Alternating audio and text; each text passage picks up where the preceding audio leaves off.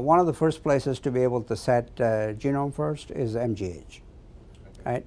And so that now every patient, every cancer patient that comes into MGH, they get tested for about 350 genetic variants that are known to be involved in many of these types of things that we just talked about, and the clinical decisions are made based upon that information. So that was number one. Dana-Farber was the sort of first to implement some of these genetics first, but there it's been more piecemeal at Dana-Farber. So for example, in the case of all the thoracic oncology, it's all genetics first. Every patient that comes into thoracic oncology at Dana-Farber get tested for 10 different genes, and the treatment decisions are made upon the results from those data. And now, many other organizations have really begun to take this, and MD Anderson, the biggest cancer care hospital in the world, they have recently announced that they're putting $150 million into a new institute that is going to sort of think about ways in which genetic information can be utilized. Hopkins just received $30 million last month. They're establishing a center to be able to do cancer patients genome first over there.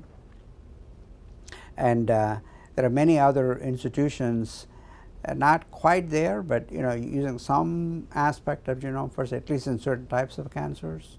And so academic medical centers are really changing, and I think that's going to be the paradigm in all of them. And I think the kinds of information that I mentioned, like what happened to ovarian cancer, those results just happened this year. Mm-hmm. Similar types of results are coming out for all types of cancers, and there would be no choice but to be able to use them. But not only, they're not pushed into it. It turns out that many of these instances, you already have drugs. It turns out like the Herceptin, which is approved for breast cancer, it turns out that the exact genetic change is present in a subset of lung cancers. Right, right. So you don't even have to change the drug or find a drug. You take the existing drug that's approved for one indication and put them into trials for a second one. I would love to sort of throw this idea at you and say what you think about this. The way to do this, I think, is a different way of paying payments. So I think that if you negotiate basically a lump sum payment for both the drug and the diagnostic, right, then that you would be able to have true value for both of them.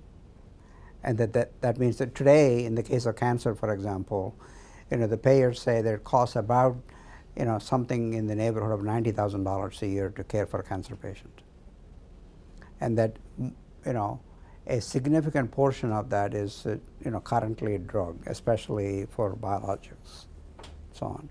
But if you combine the two, the diagnostic and so on, then if each of them have true value-based pricing, that then the price of diagnostics can go up. When you have a drug priced, right, and all of the either biotech company or pharmaceutical company, whatever that is pricing the drug, they argue the reason for that particular price is value pricing, right? That if this drug is going to truly save your life, right, then you ought to be able to pay more. Right? But there is no value-based pricing for diagnostics, and I would argue that we should, right? If that is going to play such a critical role in making a clinical decision that could lead to success or failure of particular types of therapies. And certainly in the case of cancer, failure of therapy sometimes is death. The consequence is death. That it ought to be able to have value-based pricing for it.